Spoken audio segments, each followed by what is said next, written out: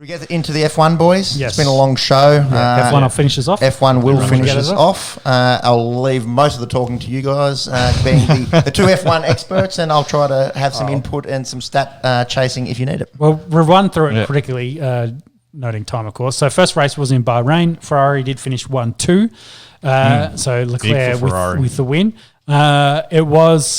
It was good to see a bit more competitive racing. Bahrain, probably not the greatest track to show the new improvements with all the new regulations, but it's good to see when Max and Leclerc were going back and forth. They could go back and forth. Yep. Yeah. So that was really good. Definitely. So then we had both Red Bulls fail at the end of the race, as in they had engine problems. Yep. By all accounts, they were talking about fuel pressure issues, whether they couldn't get enough fuel out of the tank to keep the engines going, but they both had the same problem. Maybe they underfueled them or something. And I think there was talk about fuel load. I think they had the drag was a lot more stronger than they thought, so they didn't have enough fuel. Look up an NRL score for us too, by the way. Can do. Yeah, so hopefully they can rectify those problems for this week. That meant the Mercedes could come back into it and get a few extra points higher up the leaderboard. So that Mercedes has been struggling, and they did struggle again in the qualifying overnight. So to finish it up on that race, McLaren probably the biggest one to be worried about, and they have followed their form into this week. They did finish, I think Ricciardo was 14th, and Lando was right next to him. But they also had 4 runners not finish this race. So a fair few accidents. What happened? Gasly, Verstappen, Perez? Gasly. Yes, that was last week. Oh, you guys are already on Saudi? No. So Gasly didn't finish because his car caught fire. Max and Perez didn't finish because they ran out of fuel. Let's go with that. Huh? So they couldn't finish the race. Idiots. I've driven my car down to 0 Ks and made it to the servo.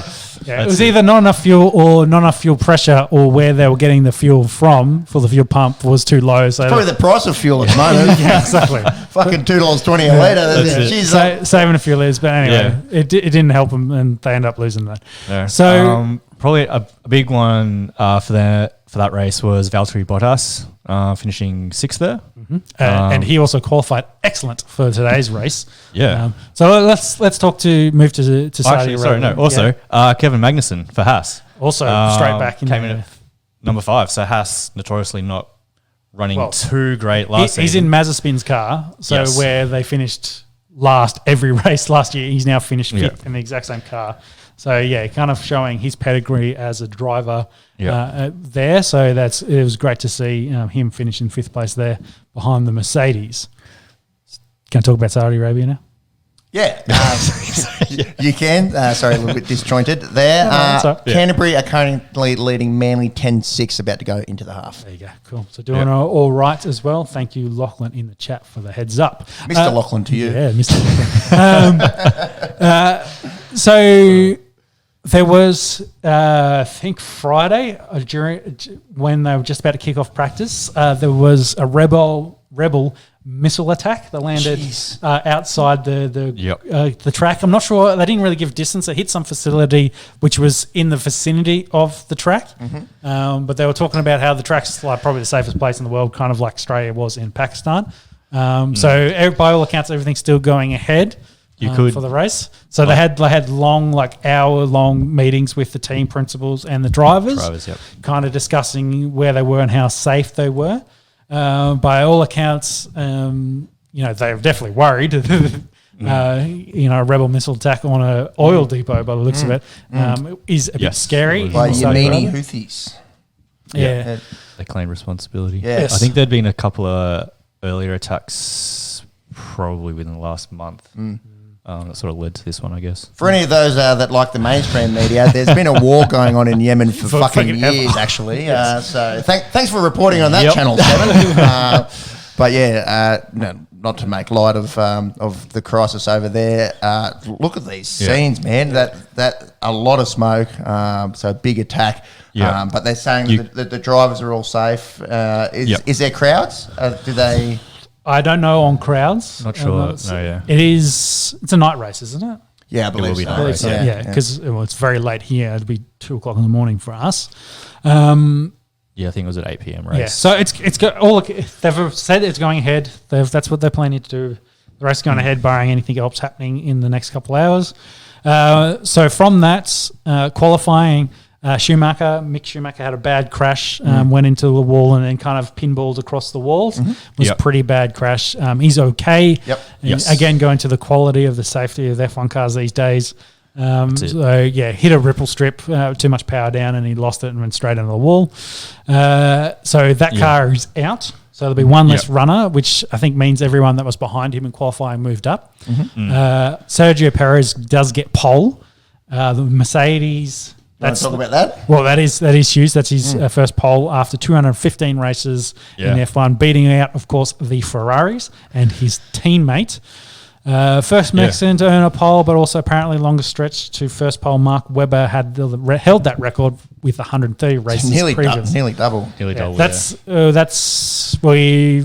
quick math. There's 20 races on the calendar. That's almost 10 years in the sport before he gets a pole. There we go. So he has been around. 20 times he's 10. been around Let's a while. go. I think we're getting better. Yeah, he been at Force India for quite a while, then moving around, and then going over and getting a seat at Red Bull. So good for him.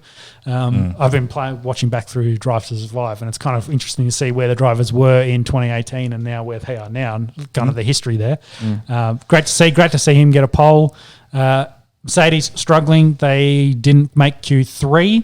McLaren's struggling even more. They are behind them. They're going to have a rough start. Danny got a 3-place grid penalty, so he's starting right at the back. So Danny's season off to a bad start, unfortunately for us. But where Bottas was 4? Was he that high? No, he's coming at 8. 8. Bottas. So run us through the top 10, please, Jimmy. Yep. I can't remember off the top of my head. Sergio Perez qualified pole. Then we got Leclerc and Sainz. Behind Sainz, we got Verstappen at number 4. So so far it's Red Bull and Ferrari at the head of F1. They're the two teams. It's whether some of the other teams can get in there. But it's good to see Haas and Alfa Romeo in the top 10. So. Yep. No, definitely. So after Verstappen, we've got Esteban Ocon with Alpine on position number 5. George Russell sitting at 6. Then we've got Fernando Alonso at 7. So both Alpines in the top 10? Both Alpines in the top 10, yep. And then we've got Bottas sitting at 8, Gasly at 9, and Magnussen for Haas in 10. Gasly's Williams, yeah? AlphaTauri now. Yes. So Williams is Albon and Latifi. Oh, that's right. Sorry. Yeah. Yeah, but it's good to see those 4 teams that make up that bottom 6 there, not historically in those positions. So it'll be interesting to see how that race unfolds in the early morning for us in about 12 hours. Yeah. No, that's not right math. But anyway, it's about 7. We were so good with 20 times 10. 12 hours when we're going to work in the morning. It's about 7. Anyway, it'll be interesting to see what Mercedes does there. Hamilton was already asked what he's looking forward to this weekend, and he said going home. So I think Mercedes, struggling a little bit currently. Well, I think with Mercedes, I was reading a little bit into it earlier. I'm not sure how much of it's true, how much of it's just talk, but... So apparently the big difference between Russell and Hamilton at the moment is they're just running 2 different setups. I guess they're obviously trying to work out the best setup. They're still running right next to each other though. It hasn't. One's not improved over the other one.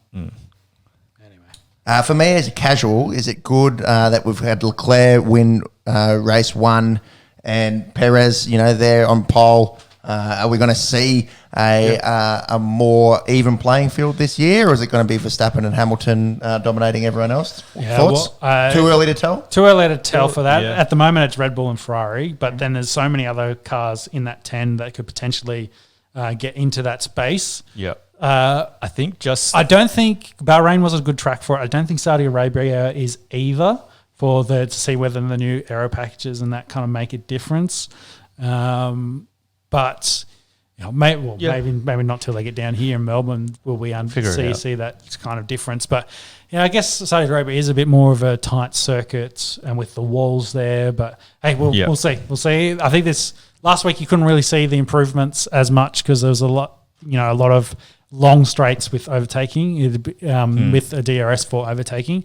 It'd be interesting to see if the corners with the high corner speeds, those sort of tracks, how that kind of works.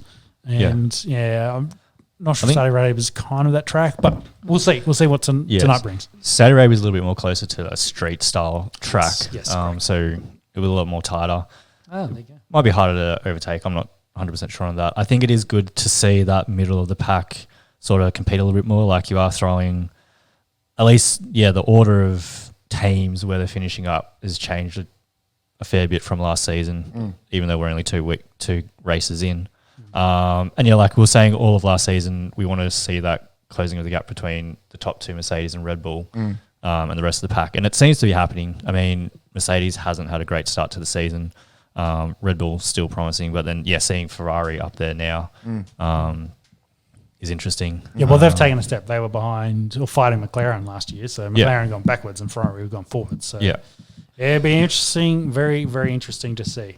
In motorsport as well, Shane Van Gisbergen won all 3 races in Tasmania. So of the 5 races this season, he's won 4 of them. So SVG off to a flyer. Yes. Mick Schumacher is okay. No broken bones. Pretty incredible considering the severity of that crash. Yes. So I think, just behind that, I think, it was just precautionary. I guess they would have had to obviously have rebuilt that car and brought in Fittipaldi as a backup driver, so probably a bit of a tall order.